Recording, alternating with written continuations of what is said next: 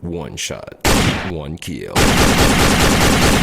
Rancangan Apa Cita live dibawakan khas untuk anda oleh DJMS Production. Kalau ada cerita cubalah cerita, mau malu apa tak tahu tanya. Bila lu tumpang lalu ceritamu akan terbakar. Kalau tak percaya cubalah cerita. Macam semua lu apa cita. Assalamualaikum semua. Apa khabar? Apa cerita? Selamat datang kepada Apa Cerita Live, tangisan bersuara bersama saya DJ MS. Saya ingin berkongsi tentang sebuah cerita yang saya telah melalui pada minggu lepas. Dan tajuk pada hari ini adalah tangisan bersuara. Saya terdengar sesuatu dah pukul 1 lebih, dah hampir pukul 2 ni. Baiklah guys, saya akan cuba meneruskan cerita ini. Korang boleh komen apa-apa korang nak. InsyaAllah saya akan baca dalam hati supaya saya tidak lost focus lah.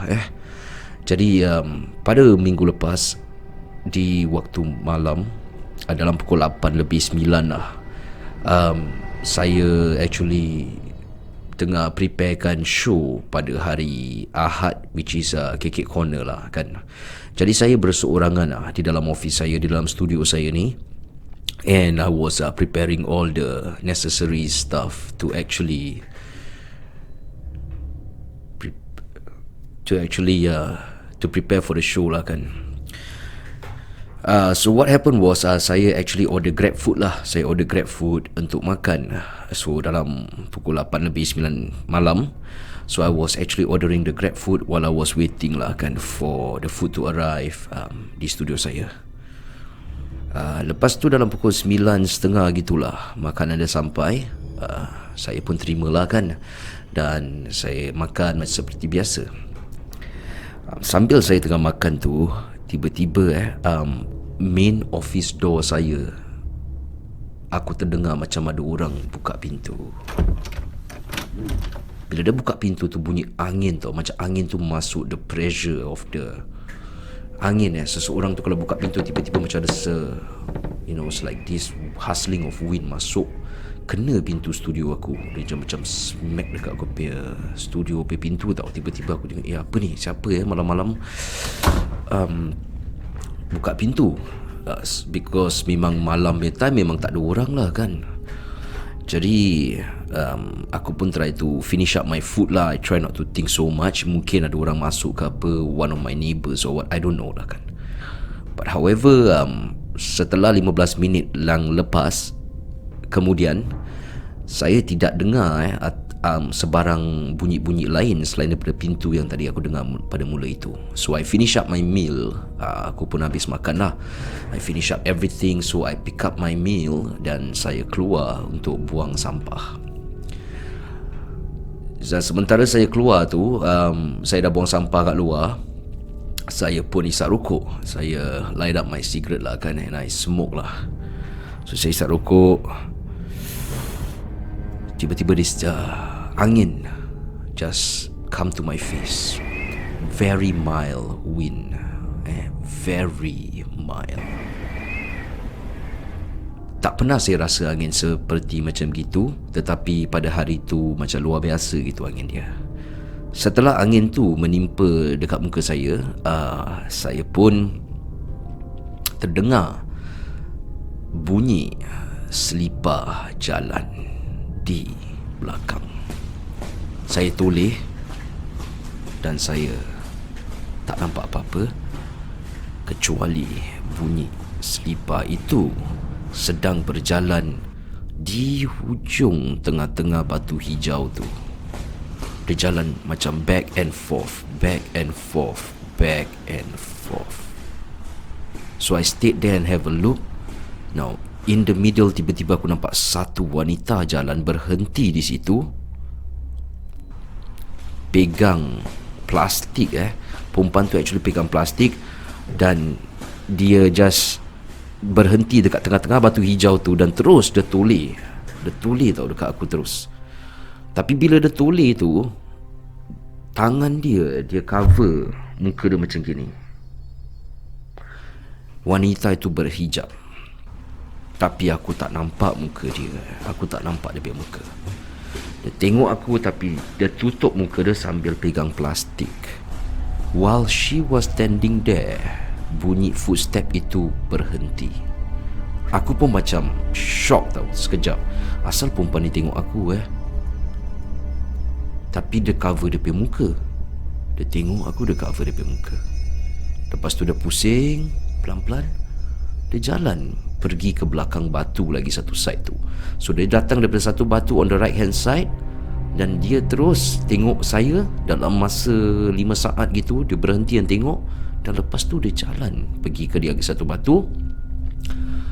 Saya rasa macam tidak selesa tau. Mungkin perempuan ni nak hantar barang ke apa, pasal tempat office saya dekat atas ni macam besar tau.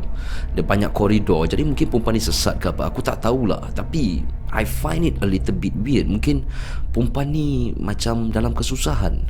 Pasal selepas dia jalan je masuk ke batu lagi satu tu, tiba-tiba suara nangis keluar from that hallway. Dia nangis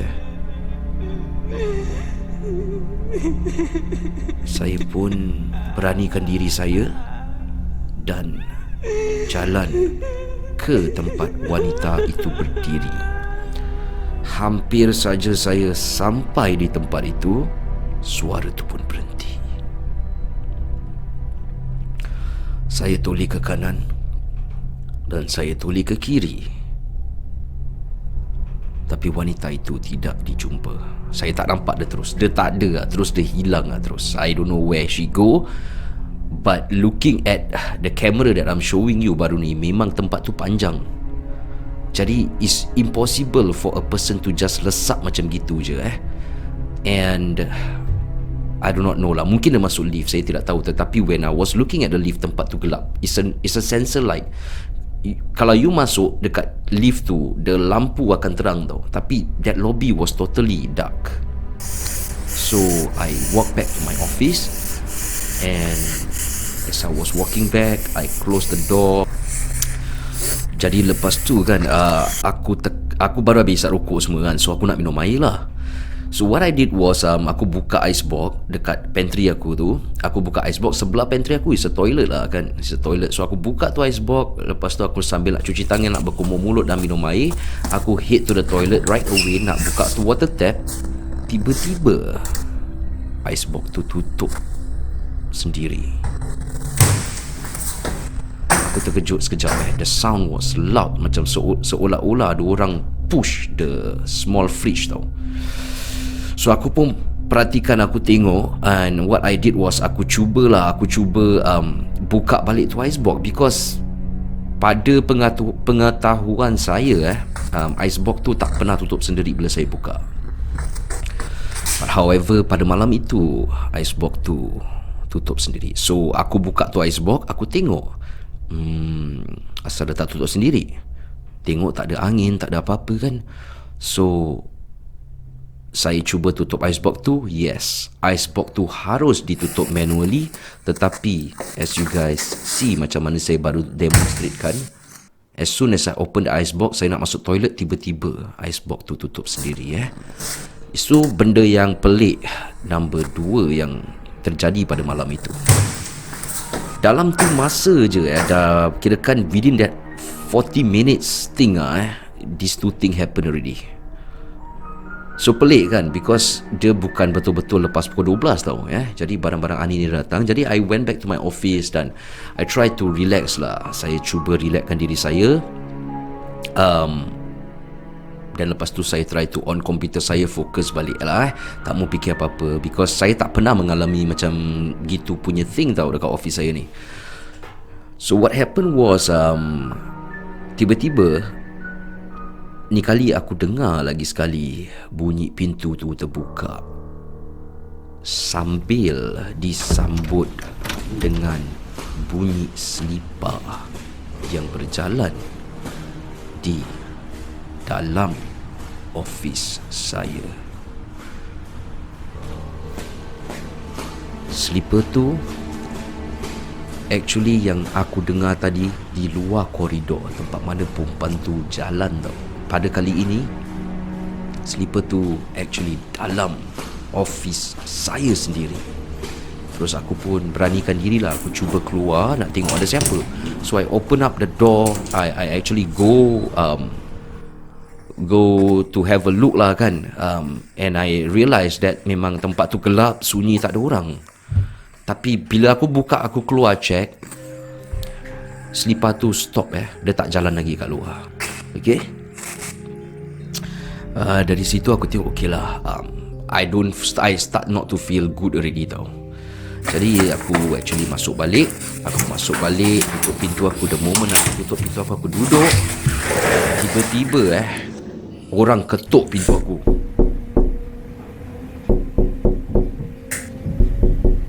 Aku terus macam terbackup, and you are looking at my office door, my studio door. Sekarang there's somebody who actually ketuk pintu aku. Sambil itu dia sedang jalan di luar situ. Bunyi slipper tu ada, bunyi ketuk pintu tu ada, dan juga bunyi suara wanita menangis. Aku stuck all by myself dalam office ni, dalam studio ni, and aku tak tahu apa nak buat kecuali aku mula berselawat. A'udzubillahiminasyaitonirrajim. Bismillahirrahmanirrahim. Allahumma sholli ala Muhammad, Allahumma sholli alaihi wasallim. Jadi selepas aku selawat, bunyi pintu tu berhenti. Tetapi bunyi slipper tu masih ada tau. Cuma dia lagi jauh. Dia dah jauh sikit Dia dah jauh sikit. So suara tu pun hilang. Dari situ aku mula baca lagi.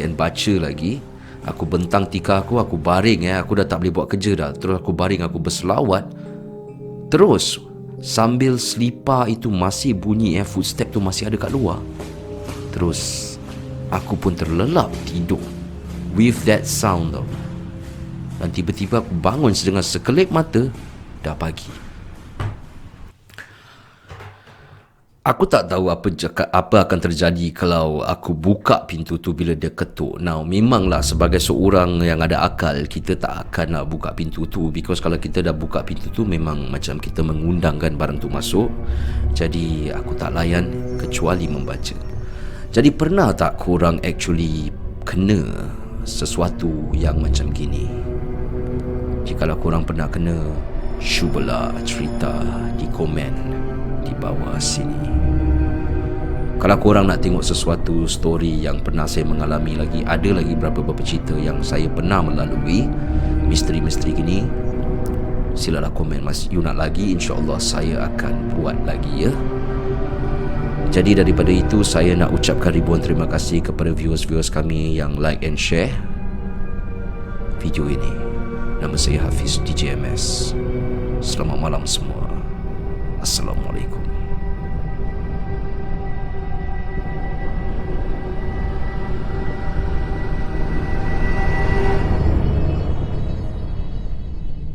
Kalau ada cerita, cubalah cerita. Mau malu apa tak tahu tanya.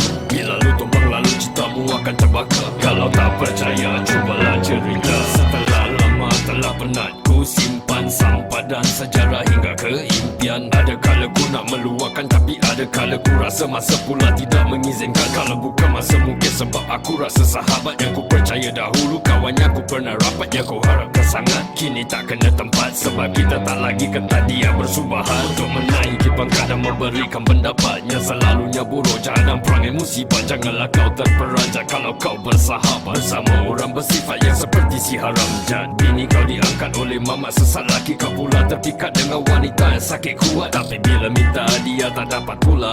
Apa cita hal dunia, atas bawah naik mahkamah. Cerita lama bawa ke tengah, kisah lama jadi sejarah. Tapi tak salah untuk cerita. Kalau ada cerita, cubalah cerita. Mau malu apa tak tahu tanya. Bila lu tumpang lalu ceritamu akan terbakar. Kalau tak percaya, cubalah cerita. Macam semua, lu apa cerita?